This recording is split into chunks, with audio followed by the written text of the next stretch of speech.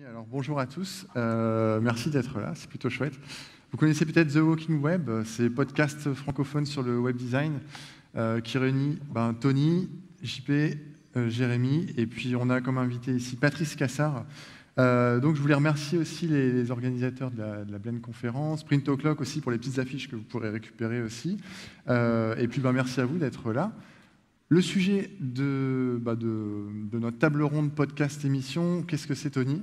Alors déjà, oui, on est un podcast, donc généralement on fait ça plutôt sur le web, à travers un hangout. Alors je vous le dis, on essaye de faire un hangout en direct, avec un petit portable, parce qu'il n'y a pas de streaming.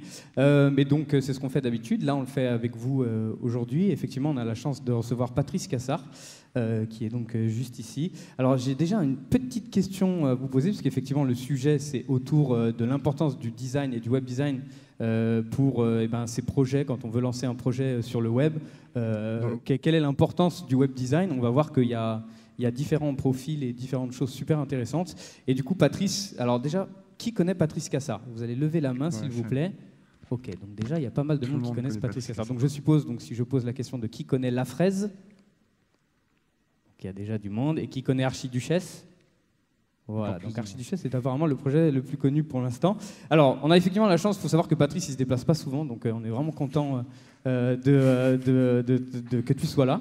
Et je pense que la particularité vraiment de Patrice dans tout ce que tu fais, et c'est tout ça dont on va parler, c'est qu'il y a vraiment un rapport au design qui est super important par rapport à l'identité visuelle, par rapport au web design en lui-même du site, par rapport au branding général, que ce soit au niveau du nom, que ce soit au niveau... Bon, donc ça, c'est vraiment quelque chose de très important. Et on va voir que nous, on considère, et je pense qu'on n'est pas les seuls, que ça fait partie de la réussite vraiment d'un projet. Quand vous voulez lancer un projet, je suppose qu'il y a beaucoup de gens ici qui suivent les Blend Conférences pour ça aujourd'hui. Et donc voilà, on va essayer de parler de tout ça. Geoffrey, je ne sais pas si tu avais... On réserve un petit temps de questions à la fin éventuellement. Vous pouvez poser vos questions sur Twitter si vous préférez, ou sinon on va essayer de réserver un temps de questions à la fin. Et puis voilà, on peut commencer, on peut s'installer tranquillement, Tony. Ouais.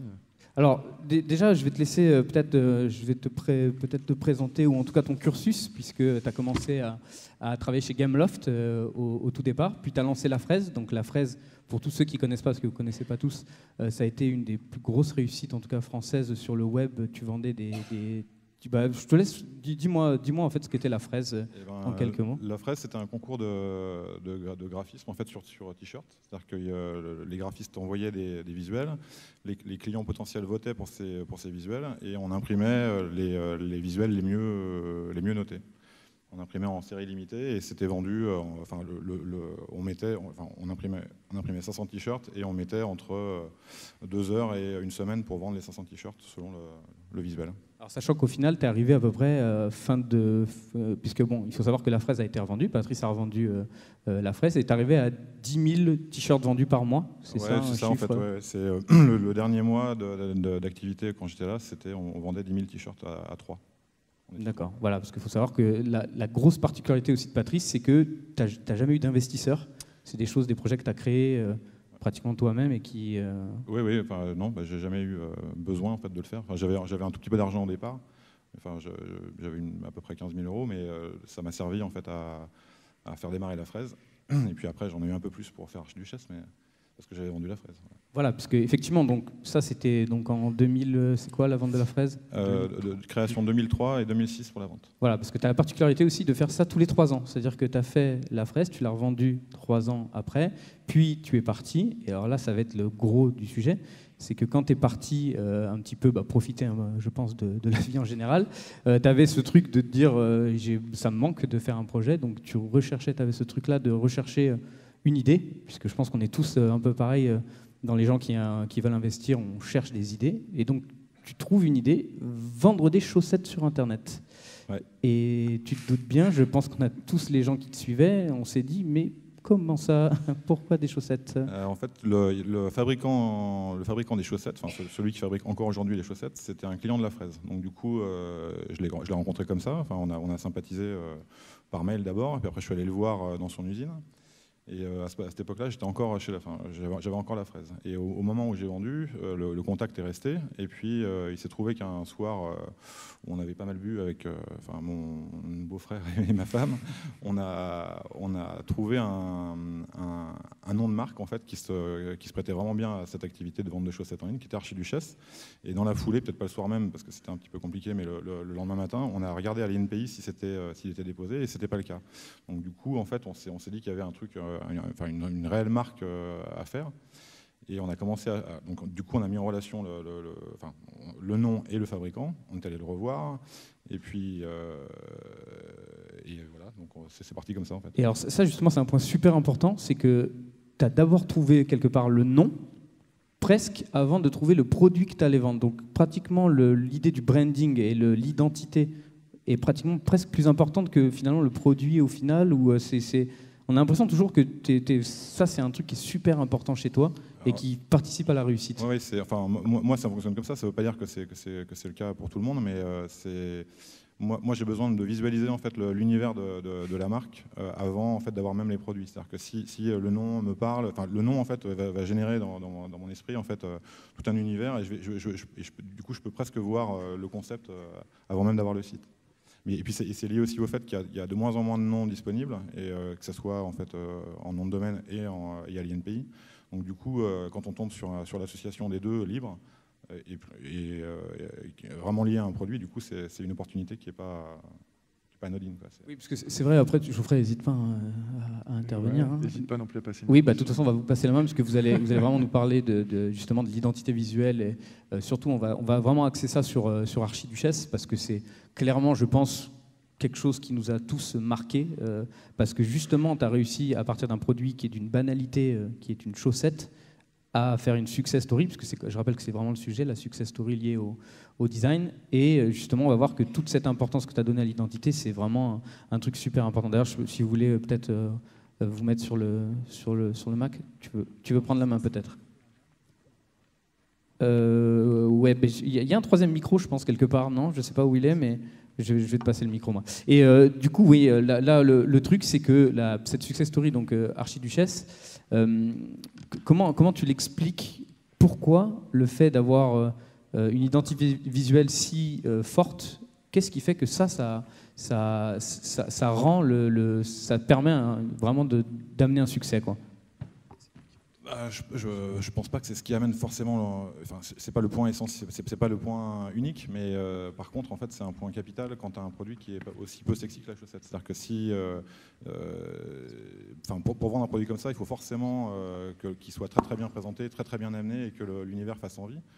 Parce que sinon, en fait, il y a des sites de chaussettes, il y en avait avant Archiduchesse, il y en aura après. Et pour se démarquer, il faut vraiment que l'univers soit parlant, que ça plaise aux gens, qu'ils se reconnaissent en fait dans la marque.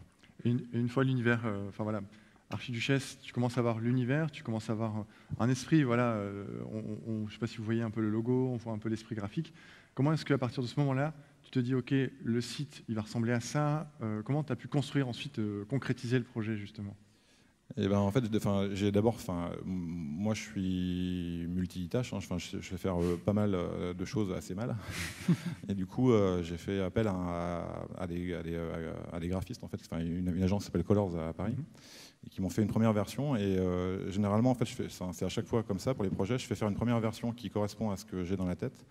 Et sur la base de cette première version, en fait, je la corrige. Donc là, il s'est trouvé que je ne l'ai pas corrigé avec Colors, mais avec Axome, une autre agence qui est à Saint-Étienne. Et sur cette base-là, en fait, je l'améliore en fait en permanence. Je me mets à la place de l'utilisateur et je regarde ce qui fonctionne pas, ce que je comprends pas. Et puis après, Et ça, pour moi, c'est quelque chose qui est très important aussi. Là, tu viens de le dire, c'est je me mets à la place de l'utilisateur. Et justement, quand on crée une start-up, et là, on crée des boîtes ou des start-up, justement, c'est son produit, on y est très attaché, c'est son projet, etc. Et ce qui est très délicat, et ça, j'ai vu souvent, c'est d'arriver à se dire, en fait, c'est pas mon produit, c'est pas mon service, c'est le service qui va être utilisé par des gens à l'extérieur. Pour toi, c'est quelque chose qui est plutôt naturel, ou est-ce que tu fais un effort surhumain pour te dire ok, j'oublie toutes mes émotions et j'essaye vraiment de me mettre à la place de Non, je fais pas d'effort, mais c'est vrai que c'est compliqué quand au bout de X mois de développement, ou au bout d'un moment on n'arrive plus à voir en fait ce qui est bien, ce qui est pas bien. Et du coup, il faut quand même faire un effort pour oublier en fait tout ce qu'on a fait ou tout ce qu'on a à faire, et regarder le site tel que le client va le voir. Donc là, on voit un petit peu le site au niveau de l'interface.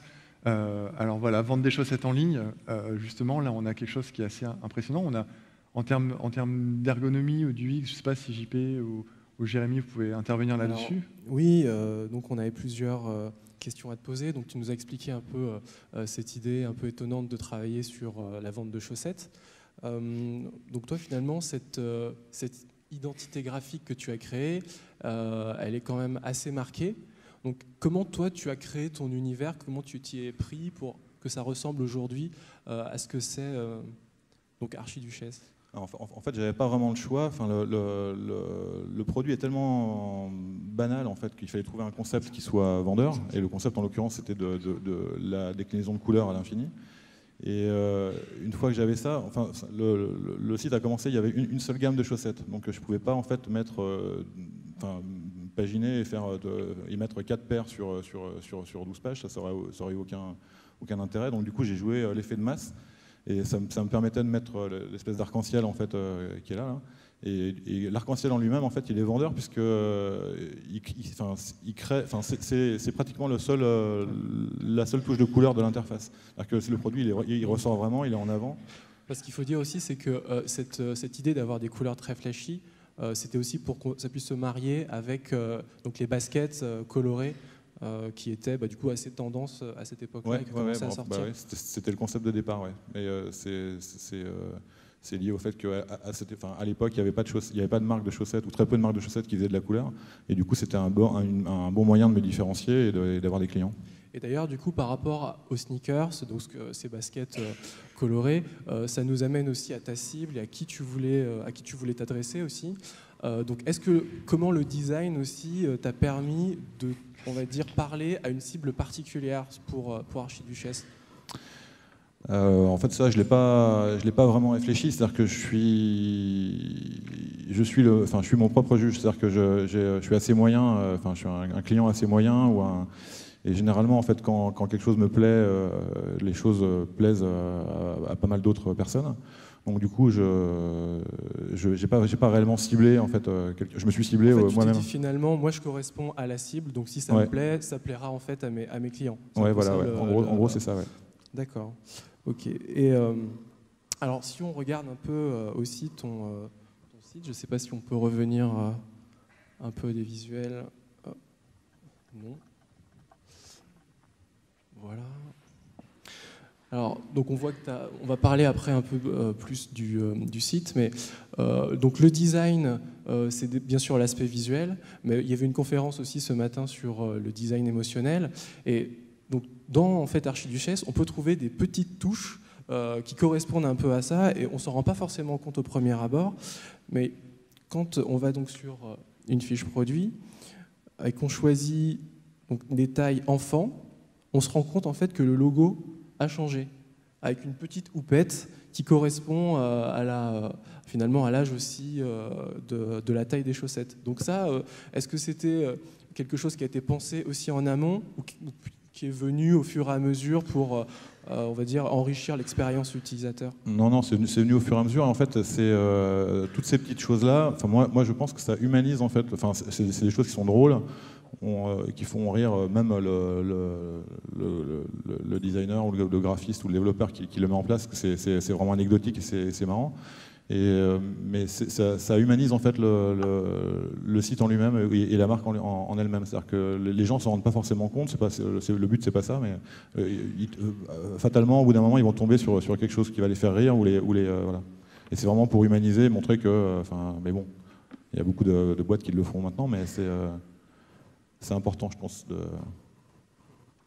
Alors là, on parle principalement de design, c'est le sujet principal de la discussion, mais je pense que ce qui est important, au-delà du design, c'est l'expérience complète qu'on a sur un site.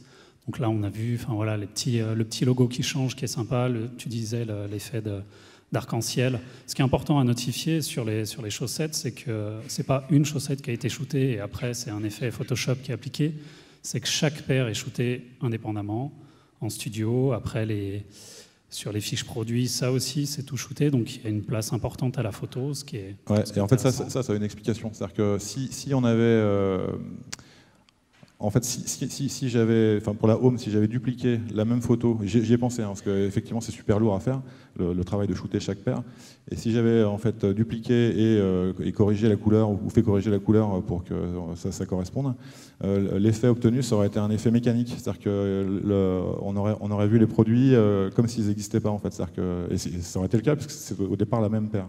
Et du coup, le fait de les mettre comme ça donne un effet naturel et c'est l'effet en fait qu'on aurait si on les mettait dans des casiers en bois, par exemple, dans une grande voilà. Et ça c'est voulu. Mais par contre, c'est un choix qui est compliqué à prendre parce que c'est des heures et des heures de shooting. D'ailleurs, je me permets de couper. Je suis là, Patrice. Tu vas plus savoir qui parle. Il faut savoir qu'on est tous, donc dans la bande, on fait tous du web design et on a tous nos propres clients. Et c'est assez énorme de voir. Ça a été fait sur PrestaShop, c'est ça, hein, l'interface. Et donc, ça aurait pu être du WordPress, du Magento, enfin, peu importe finalement la finalité. Le truc qui est assez énorme, c'est qu'on a des clients qui nous appellent. Et du coup, même s'ils ne connaissent pas spécialement PrestaShop, ils nous disent, nous, c'est simple, on veut du archiduchesse. Et du coup, ça, c'est assez énorme parce qu'on pourrait croire que c'est juste, finalement, c'est une interface de vente, comme il y en a beaucoup. Et quand on en a parlé, je me rappelle que tu m'avais dit, bah oui, j'aurais pu aussi faire un truc, entre guillemets, à la Amazon ou ce genre de choses où je mets simplement des produits. Or, on se rend compte que c'est hyper compliqué d'expliquer à notre client que archiduchesse, c'est pas juste un truc de vente en ligne, c'est vraiment quelque chose de réfléchi de manière globale, puisque ça va de l'identité, comme tu disais, aux photos, aux produits Exou. Et je pense que c'est ça que tu vas enchaîner derrière, Jérém, sur il faut pas oublier que là, en fait, on parle de design, mais que l'important sur un site de vente en ligne, c'est de vendre. Donc, il y a quand même ce truc où tu as aussi vachement réfléchi ce côté, les produits qui sont à droite, ce petit système de menu, comme tu disais tout à l'heure, l'effet arc-en-ciel, il y a quand même un but très marketing dans tout ça. Et ça, est-ce que pour toi, le design, c'est vraiment... Est-ce que le but, je pense que tu vas me dire oui, mais le but, on est d'accord que c'est de vendre, c'est pas juste de faire un truc dont tout le monde parle et qui soit... Parce que tu m'as dit tout à l'heure, je finis là-dessus, que quand c'est joli, la presse en parle. Ça, c'est un point qui est aussi vachement intéressant. Oui, le but c'est de vendre, c'est bien sûr, c'est même le seul but. Le reste, si avant de faire ça, en fait, avec une autre interface ou un truc super moche, j'avais su que je pouvais en vendre le double, il n'y aurait pas eu ce site-là. C'est vraiment le but, c'est vraiment ça. Mais après, il faut, comme moi, je lance les projets sans lever des fonds, ou tout seul, un peu de façon artisanale. L'avantage en fait que ça apporte en fait de faire proprement les choses ou de les réfléchir différemment des autres sites ou des autres sites marchands, c'est que du coup effectivement les médias en fait sont intéressés, ils trouvent ça joli aussi, le concept est rigolo, c'est bien présenté et du coup ça en fait un très bon client pour les médias. Ouais. Et ce qui est intéressant, c'est que justement tu viens de dire si ça avait été moche et que ça avait vendu 2 fois plus, peut-être on n'aurait pas fait ce design-là. Et pourtant, quand c'est beau, la presse en parle. Donc, non, en fait, je l'aurais pas fait si ça avait été moche. Oui, tu serais passé à autre chose ou tu aurais fait autre chose, j'imagine. Et dans ce cas-là, j'imagine qu'il y a un juste milieu à trouver aussi. On parlait tout à l'heure ensemble des sites comme Cdiscount, etc., où il y a une surenchère graphique avec des effets à la Photoshop partout, etc. Il y a beaucoup trop de bruit visuel. Et pourtant, ils vendent énormément parce qu'il y a cette esthétique du cheap, de la bonne affaire, etc. Et en même temps, Cdiscount, maintenant, la presse n'en parle plus et c'est pas une référence qu'on cite, par exemple, dans des conférences, etc.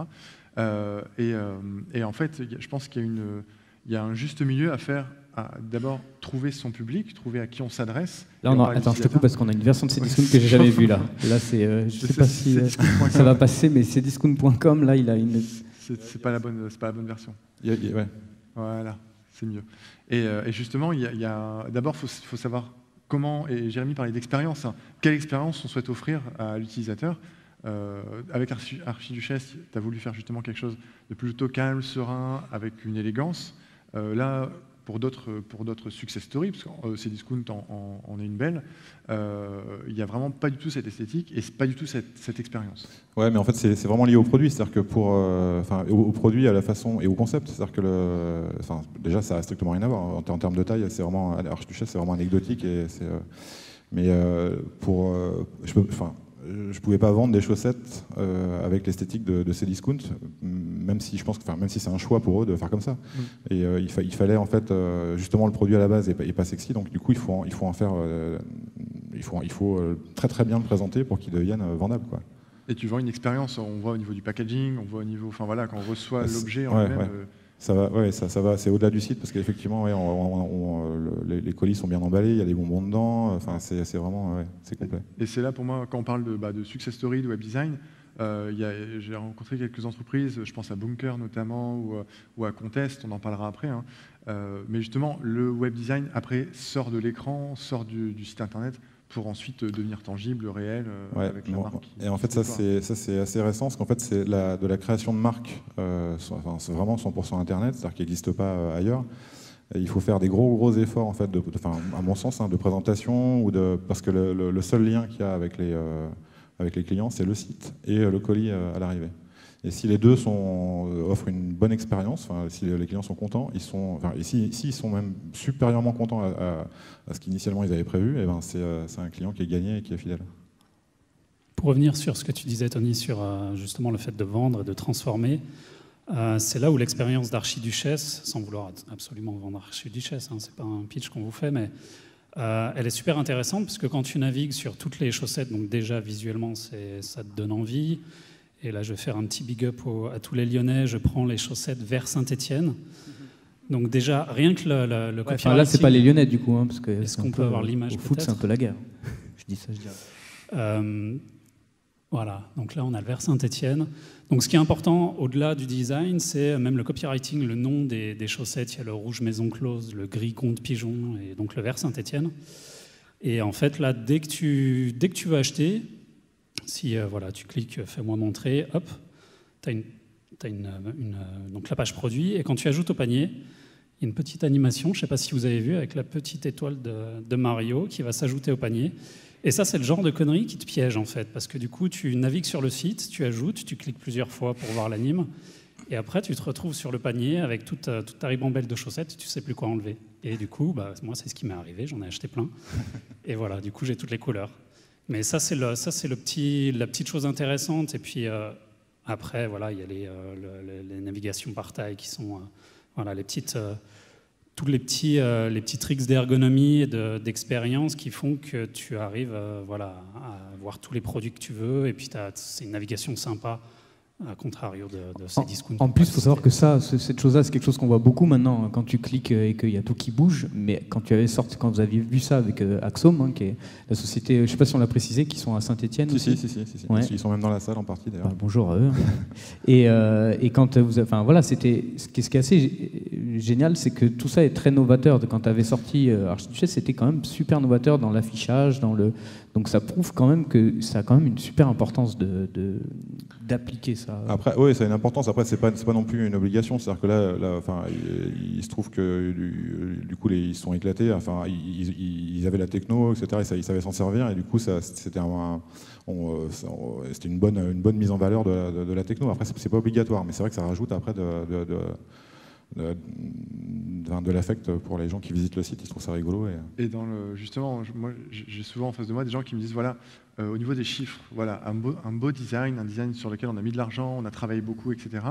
Est-ce que ça va me rapporter plus d'argent ou pas qu'un design moins élégant, etc. Même en termes d'ergonomie, en termes d'expérience utilisateur, en termes d'interface utilisateur, etc. Est-ce que, justement, toi, tu as travaillé sur de l'A/B testing, sur des mesures en disant je fais une version du site comme ça, une version du site comme ça, on va voir si ça diffère ou pas du tout? Non, pas du tout, mais je sais qu'on peut le faire. Enfin, c'est pas, beaucoup, ouais. Moi, je fais comme ça, mais c'est... en fait, je fais au feeling et si ça me convient, Après, c'est vrai que tu as un profil très spécifique quand même. C'est vrai qu'on ne l'a pas dit, mais le fait que tu aies une culture graphique, une culture très... justement, sur tout ça, il y a beaucoup d'entrepreneurs qui ont simplement une idée qui est géniale et qui vont voir des gens... le but, c'est justement ça. C'est que quand je sais pas faire quelque chose, je demande à quelqu'un qui sait faire... Par exemple, moi je sais faire, je sais même pas faire, j'arrive à savoir ce que je veux ou ce que je trouve joli ou pas. Pour le développement, par exemple, je suis une bille totale, donc je vais pas commencer à le faire et je vais voir un développeur. Donc c'est pareil si on n'a aucune culture ou culture graphique ou si on sait pas trop ce qui marcherait, ce qui marcherait pas, on fait appel à un graphiste. JP, tu voulais montrer autre chose sur Archiduchesse ou Non, pas spécialement. Alors montre-nous, fais-nous plaisir et montre-nous l'inverse de tout ce qu'on dit depuis le début. C'est-à-dire qu'il y a des réussites qui sont pas belle à voir. C'est-à-dire qu'effectivement, on l'a montré un petit peu tout à l'heure, on a l'impression de dire que pour réussir, il faut faire les choses de manière jolie, etc. Le design, c'est pas forcément ça. Ce qui compte, c'est aussi de bien déterminer à qui on s'adresse et de faire un design qui soit adapté à cette cible. C'est pour ça que quand on regarde des sites comme Cdiscount qui ne donnent pas du tout envie, on peut se poser la question de pourquoi c'est un des 10 sites les plus visités en France, qui fait aussi parmi les plus gros chiffres d'affaires. Donc là, ça a l'air de quelque chose qui n'est pas du tout travaillé, mais pourtant, ça parle énormément en fait, à la cible, puisque quand on va sur Cdiscount, on y vient pour faire de bonnes affaires, donc on n'a pas forcément envie de s'embarrasser de choses qui sont très fines, très jolies, très stylisées, parce que ça nous fait penser que le produit derrière aussi va être plus cher. Pour faire un comparatif avec des magasins physiques, quand on va chez Brico Dépôt, on y va clairement pour acheter donc des outils qui sont pas chers, et tout est, il n'y a pas vraiment de mise en forme très jolie, c'est un dépôt, et tout est dit en fait dans le nom. Donc Cdiscount, d'une certaine manière, c'est un design aussi qui est travaillé. Alors c'est sûr que c'est pas un super plaisir pour les designers de faire ce genre de site, mais néanmoins ça marche. Donc je rejoins aussi ce qu'on disait sur le fait que derrière on attend aussi des résultats d'un design, et c'est pas juste aussi se faire plaisir. Une parenthèse, je me permets juste une parenthèse à ce sujet. Par exemple, on a dit qu'on n'en parlerait pas, mais Le Bon Coin par exemple, j'en parlais. Si, allez, je me lance sur Le Bon Coin. Tout le monde voit un peu le design de Le Bon Coin. Le site internet, j'avais analysé ça, n'a pas changé depuis 2006 en termes d'interface. Donc on a notre carte de France, etc. Et puis eBay s'est dit, tiens, c'est bizarre, en France, les gens vont beaucoup moins sur eBay et vont beaucoup plus sur Le Bon Coin. On a une approche différente. On a un problème. Et en fait, ce qui s'est passé, c'est que juste eBay a changé sa homepage pour la France et a mis une carte de France en premier lieu sur le design du site. Et c'est adapté en fait à l'esthétique et même à la culture en fait, du pays dans lequel il est. Et ça a été une exception pour eBay. Et pour moi, il y a aussi cette culture-là, la culture du web design et la culture graphique que les gens se forgent, vient teinter ensuite les grandes marques ou les grands moteurs du web. Et donc ça, pour moi, c'est un exemple, mais j'imagine qu'il y en a beaucoup d'autres. Et à l'inverse, Patrice, tu parlais tout à l'heure aussi toutes les plateformes et les CMS qui permettent de créer un site rapidement. On parlait de PrestaShop, etc. Enfin, rapidement, avec toute proportion gardée, pour ceux qui en ont déjà fait.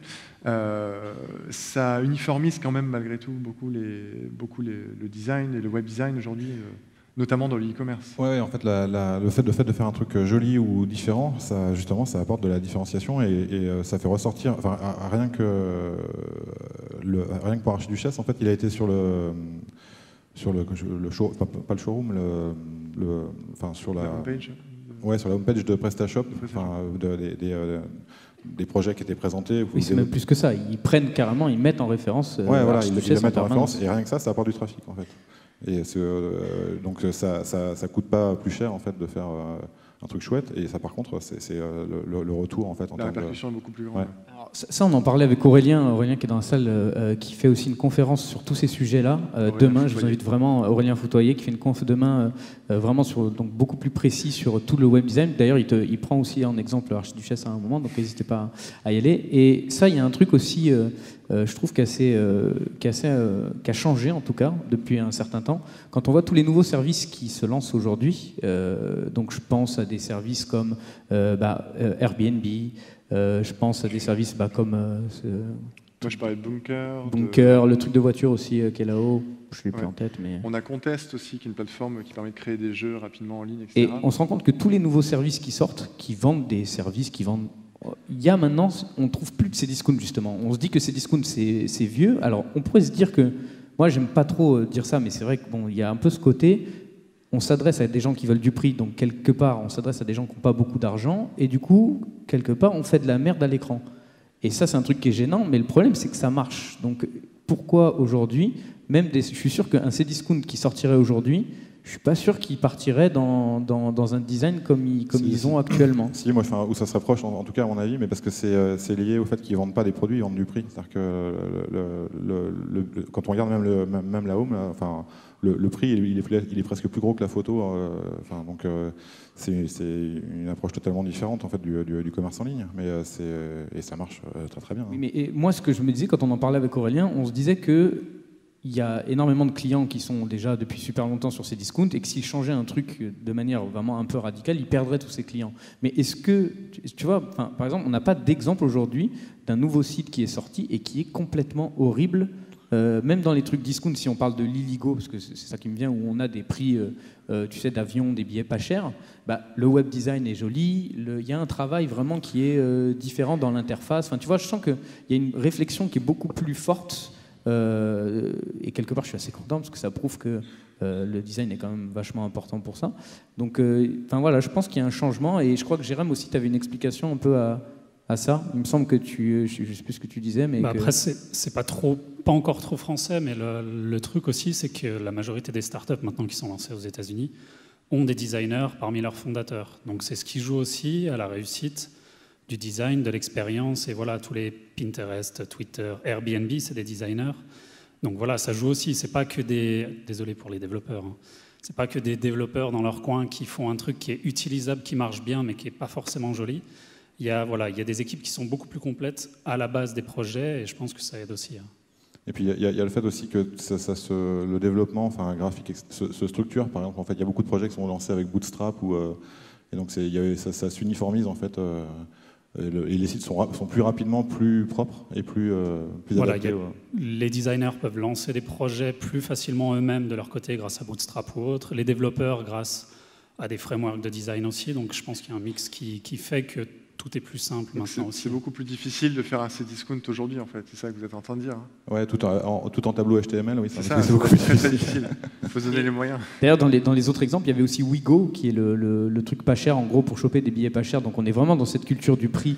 Et si on regarde le site Wigo, on sent qu'il y a aussi une bonne approche aussi. Enfin, il y a un travail dans le design et dans l'interface, etc. Donc on peut vendre du pas cher avec quand même. Alors bon, c'est bleu et rose, hein, c'est flashy, mais en tout cas, il y a une bonne approche. Et il y a un autre contre-exemple complet à tout ça, qui est vente privée.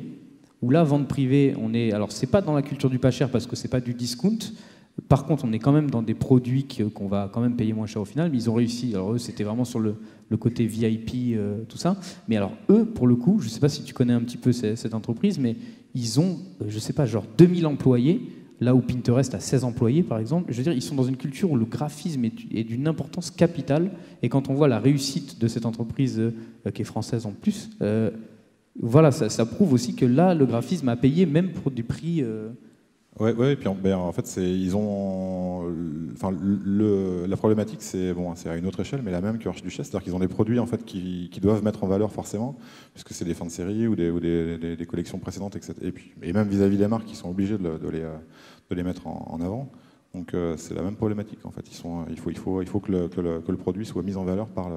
Alors surtout que eux, ils font les photos, ils font des motions, chaque vente est mis. On a l'impression que c'est les marques qui fournissent les éléments qu'on va avoir sur vente privée, alors qu'il faut savoir que tout est créé en interne. Donc il y a une envie vraiment de créer une importance au design qui est assez. Et ça prouve aussi que là, ça marche vraiment. Donc et que c'est un gros truc en plus, vente privée. Là, on est dans des chiffres aussi qui sont énormes. Par rapport à, je pensais à Wigo, il y a aussi, je ne sais pas si vous connaissez Captain Train. Je sais que maintenant tu fais partie de l'équipe. Qu'est-ce que tu fais exactement? Alors, je ne fais pas partie de l'équipe, je suis au board, donc c'est un mot anglais qui signifie que tous les 4 fois par an, je crois, on se réunit avec les fondateurs de Captain Train et ils nous donnent en fait les différentes étapes du développement de l'entreprise. Et moi, j'interviens si on me le demande, sur la partie marketing et sur la marque ou le design du site qui va être refondu prochainement. Donc Captain Train, ils ont énormément, enfin voilà, ils ont repris le conseil de la SNCF, ils l'ont très simplifié, l'expérience a été revisitée. Ce qui est intéressant, c'est que, je ne sais pas si vous venez voir le site, mais c'est très dépouillé, c'est très épuré, et beaucoup maintenant de startups ou d'entreprises commencent à se créer d'abord sur les fonctionnalités, avec Bootstrap, avec des outils, pour tester très rapidement, avec une qualité graphique ou interactionnelle assez sommaire, mais qui fonctionne. Je pense notamment à Bunker.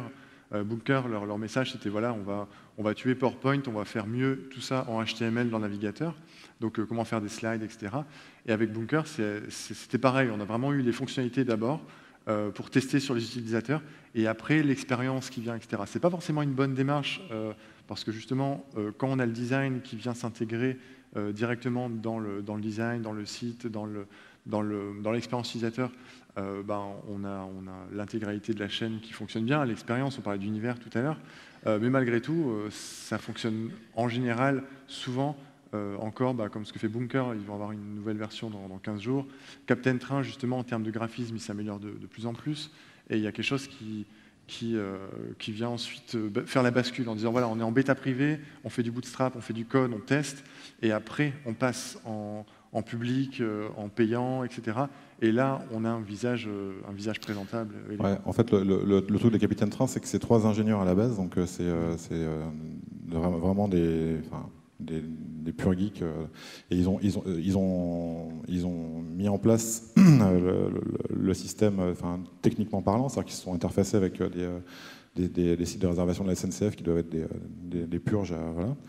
Et après, ils ont travaillé toute l'ergonomie, pour que ça soit pour simplifier le plus possible. Et maintenant, ce qui reste à faire, c'est d'humaniser un peu le site et de le rendre, de rendre la marque sympathique, parce que le service, il est parfaitement fonctionnel et il n'y a quasiment rien à changer dans l'ergonomie en fait. Tout est là et ça marche bien. Et d'ailleurs, c'est un mot important aussi, humaniser. On l'a vu là avec les photos de chaussettes, etc. Tout a été fait une par une. On a vraiment l'impression d'avoir la laine sous les yeux, etc. Le fait de pouvoir mettre de l'expérience et de l'humain dans ces interfaces-là, ça devient primordial.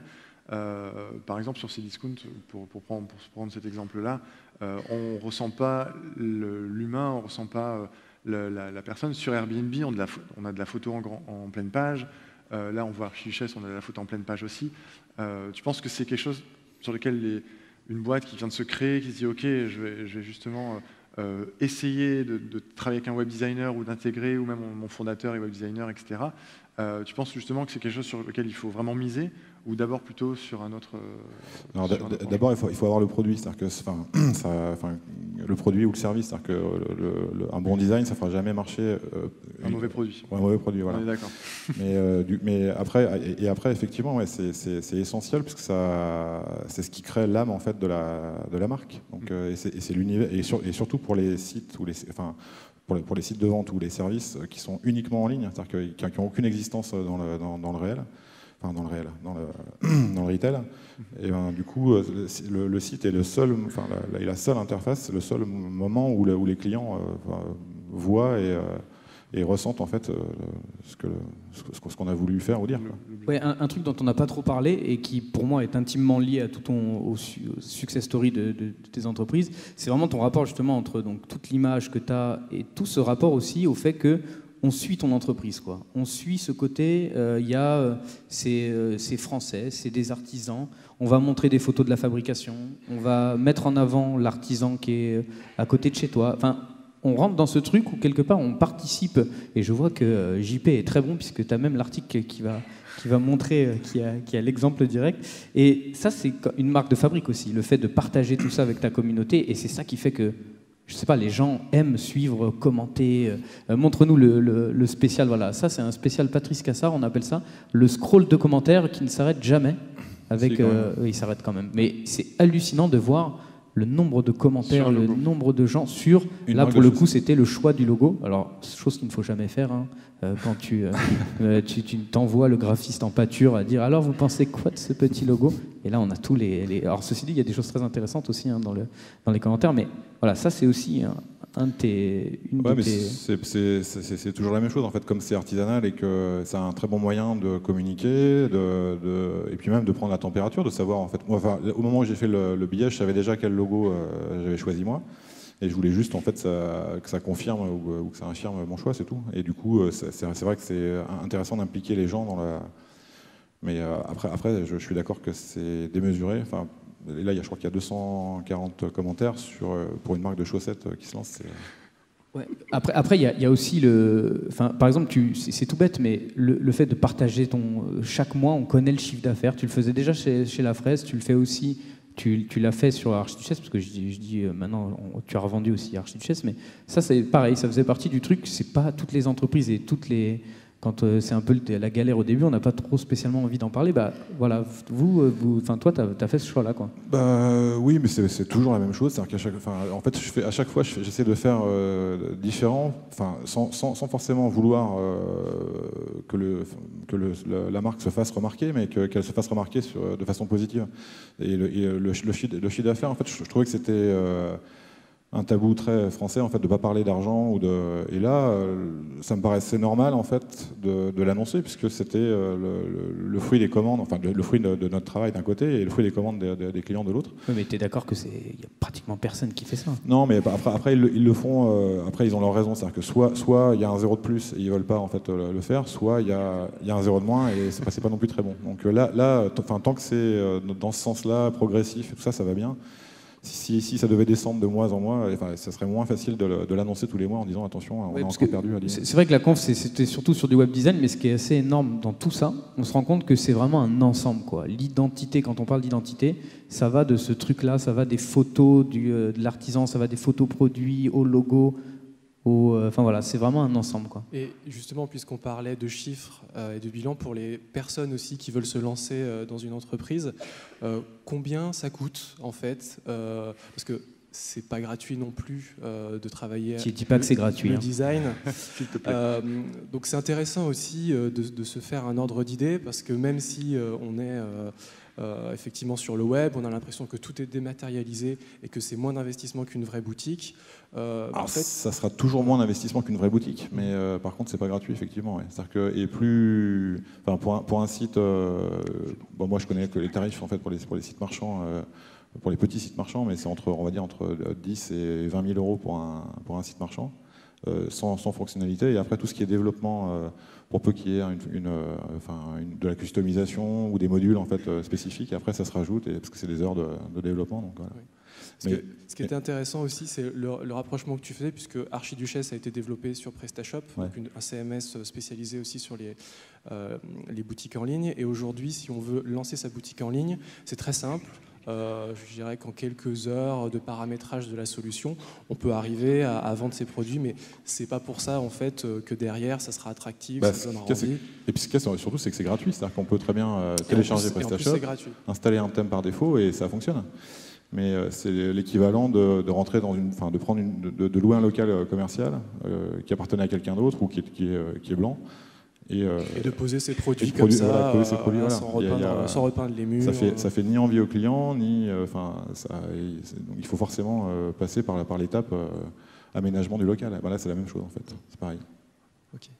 C'est bien, j'ai bien vendu votre métier. C'est parfait. Ouais, d'ailleurs, à ce propos,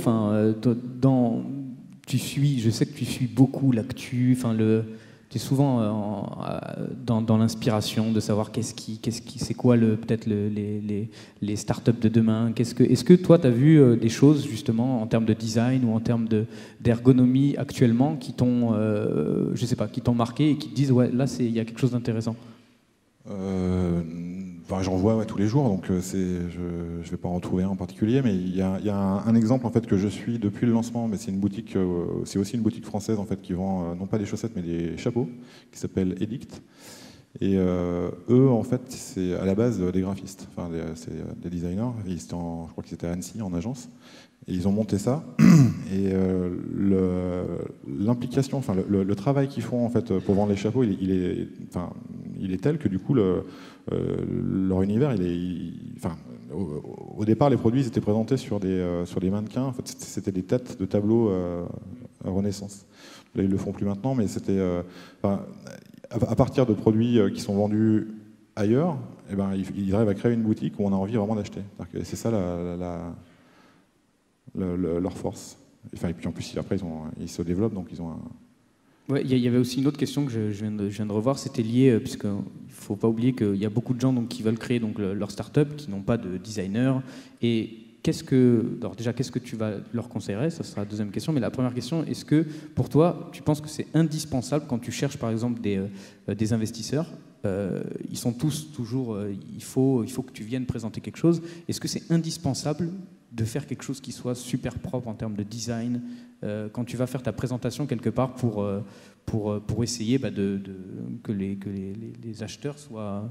Moi, je sais pas, j'ai pas l'expérience justement de la présentation, mais je pense que si l'idée est excellente, elle peut passer avec du comics sans MS sur un vieux PowerPoint. Si l'idée est difficile, est plus difficile à comprendre ou moins accessible, c'est sûr qu'il vaut mieux bien la présenter. Ouais. Ok, il reste 6 minutes, c'est parfait. Je pense qu'on peut peut-être commencer sur les questions. Ouais, est-ce que vous avez des questions à adresser? Questions là-bas. Alors je ne sais pas comment on va faire par contre. Ça va être. Il y a quelqu'un qui va courir. Ouais, c'est dingue. Hop, quelle organisation. Merci. Il y a une question là, une question là-bas, une question là-haut. Bonjour. Moi, je voulais savoir dans quelle mesure vous pensez que le design, alors que ça soit graphique ou que ça soit sur l'ergonomie d'utilisation, a son importance dans la prédominance en fait, d'un acteur par rapport à un autre. Je ne sais pas si je suis très clair. En gros, sur un service, l'aspect first to market, le premier à proposer ce marché est toujours important. Mais est-ce que vous pensez qu'un site qui est mieux fait, pour aller dire plus directement les choses, un site qui est mieux fait parce que plus joli ou plus ergonomique, peut faire toute la différence? Ou est-ce qu'il faut quand même avoir d'autres choses? Je pense à ça parce que j'ai regardé notamment le car sharing. Aujourd'hui, c'est Drivey qui lead un peu le marché, alors que ce n'est pas les premiers à avoir à s'être créés. Donc, quelle est pour vous l'influence de ça, l'ergonomie et le design, dans la réussite? Pour moi? Pour vous tous? À mon avis, déjà, si on est second sur un marché, il vaut mieux pas être second et avoir un site plus moche que le concurrent. Ça me paraît une évidence. Et après, je pense que l'ergonomie ou la façon dont le site est fait, c'est difficilement perçu. Ça peut ne pas être perçu du tout. Il y a des services, à mon avis, qui marchent bien que grâce à ça, mais les gens le voient pas en fait. C'est tellement bien fait, tellement lisse, pas lisse, mais l'expérience est tellement lisse que du coup, ça fonctionne sans même qu'on le voit. Et je pense que c'est les meilleurs exemples. Mais j'ai pas d'exemple de site à donner. Mais... Je pense qu'en bon exemple récent, il y a tous les micro-sites de vidéo comme Vine, qui est arrivé, qui n'était pas le premier du tout, il y en a depuis des années, mais Vine est arrivé avec une utilisation vraiment très simple, un design épuré qui était pile dans les tendances du flat et compagnie. Et du coup, ils ont commencé à truster tout le service. Mais malheureusement, après, est arrivé Instagram avec sa fonction de vidéo. Et tous les utilisateurs, enfin pas tous, mais la majorité, ont commencé à arrêter Vine parce que Instagram n'était pas forcément mieux que Vine, mais c'est là l'expérience et le plug avec Facebook et tous ces trucs-là. Ouais, d'ailleurs, il y a aussi dans les applications, je sais plus, c'est un terme, les sociétés qui font que ça, qui regardent les applications qui cartonnent. Ils attendent pratiquement qu'il y en ait 3-4 qui soient dans le même concept, et ils notent tout ce qui ne va pas, en gros, et tout ce que les gens disent et machin, etc. Et ils ressortent derrière l'application, dans le jeu, je sais que ça se fait beaucoup, où ils ressortent le même jeu, mais encore en mieux, et en fait ça cartonne, il marche très bien en copiant finalement et en améliorant. Donc ouais, c'est ça. Après, j'aurais quand même tendance à dire que quand tu es le premier, je suis assez d'accord avec toi, il y a quand même plus de chances. Maintenant, c'est vrai que, comme tu disais tout à l'heure, c'est difficile maintenant d'être le premier sur... C'est un peu le truc, quoi. Et on parle, je conclue pour la question, on parle de jolis sites, etc., mais même en termes d'expérience. Les gens sont prêts à payer si l'expérience est plus agréable, si c'est plus rapide, si c'est plus fluide, si on est dans un univers. Ça, il n'y a pas de souci là-dessus. Et je le vois beaucoup avec des applications payantes. Si l'application fait tout ce qu'il faut de façon très simple, avec le moindre effort possible, évidemment, les gens sont prêts à payer un peu ou beaucoup, ça dépend des services. Il y a une autre question là et une devant ici. Oui. Vous êtes trop. Moi, je voulais savoir, Patrice, c'est quoi ton prochain bébé? Ton prochain bébé? J'en sais rien. Je vais finir Need, en fait, que j'ai commencé il y a 2 ans, juste pour le finir, en fait, parce que je pense que c'est un peu trop tard maintenant, mais je veux boucler le truc. Et après, j'en ai strictement aucune idée. Mais en fait, il s'est passé 3 ans entre la fraise et l'archiduchesse, donc je pense que je me laisse encore 1 an et demi là, ou 2 ans. Mais pour l'instant, je ne sais franchement pas. Je regarde en fait, mais je n'ai pas d'idée. Ça devient de plus en plus difficile. Parce qu'il y a de plus en plus de produits ou de sites qui sortent. Donc, et les sites sont de mieux en mieux faits. Enfin, voilà. Donc c'est moins facile qu'en 2003. Alors, oui, bonjour, Adrien de Nantes. Moi, j'ai une question. Bonjour, Geoffrey. J'ai une petite question pour Patrice, parce que ça fait longtemps que je le suis. Et du coup, moi je m'interroge, je me demande en fait si Archiduchesse, c'est pas un contre-exemple quelque part. C'est moins une question qu'une réflexion. Parce que tu as ouvert ta boutique, le jour même, c'était déjà la déflagration sur le web, parce que c'est Patrice Cassard, le fondateur de La Fraise. Est-ce qu'il n'y a pas, quelque part, un petit effet Patrice Cassard aussi? Alors le design, moi j'adore, hein, le Archiduchesse, je le trouve superbe, le site. J'ai des chaussettes Archiduchesse avec moi. Enfin bon, voilà, je suis fan de la boutique. Mais est-ce que c'est pas un peu aussi un mauvais exemple pour quelqu'un qui veut se lancer, enfin que de se dire, bah tiens, il suffit de faire comme ça et puis. Si, enfin en fait on en a parlé tout à l'heure, mais je pense que ça, en fait ça accélère juste le processus, c'est-à-dire que je perds pas 6 mois ou 1 an à faire connaître en fait dans le cas d'Archiduchesse, à faire connaître la boutique. Mais je pense qu'en fait le concept, enfin, si ça avait été mauvais, ça aurait marché au départ et pas après.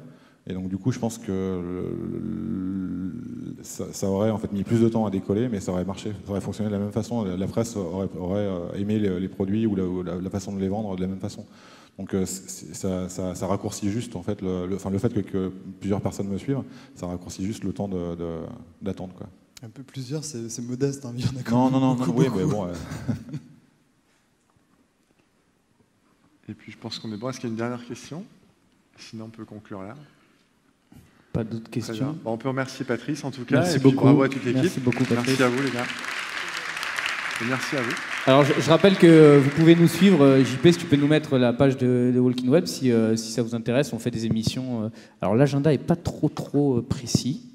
Une fois par mois. Une fois par mois. Ou tous les 15 jours, 3 semaines. C'est ça. Voilà. On fait ça à la cool, hein, donc il n'y a vraiment pas de prise de tête. Vous avez vu qu'on a des têtes de zombies et je pense qu'on a plein d'affiches en fait. Donc si ça vous intéresse d'avoir nos super têtes de zombies, n'hésitez pas. Hein, on en profite pour faire un petit bisou à Francis quand même, qui Francis qui pouvait pas être là. Voilà. Francis, que peut-être que vous connaissez, qui est spécialiste WordPress. Si vous avez toutes les questions WordPress du monde, il faut envoyer des messages à Francis.